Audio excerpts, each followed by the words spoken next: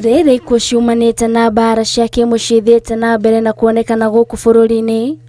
Aikari itũũra rĩa Olteyan Kiserian Kajiado ya ithũĩro meyumĩrĩtie kũũria kĩhoto kĩa Rose Oila wa mĩaka 30 ũrĩa woragirwo na njĩra ya ũnyamũ kũrũmĩrĩra haranio cia kĩmũciĩ kĩrũmĩrĩrwo.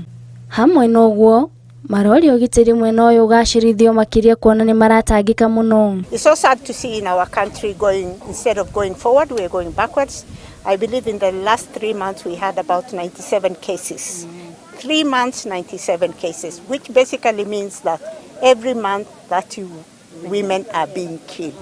Atumia nĩ morĩtio kwĩyumĩragia rĩrĩa maraigua ta marĩ ũgwati-inĩ kana rĩrĩa marutirwo mĩkana ya gũtharĩkĩrwo kana kũragwo. We support them for fighting for equality and for justice, and we also say justice for our women, justice for our sisters, justice for our girls.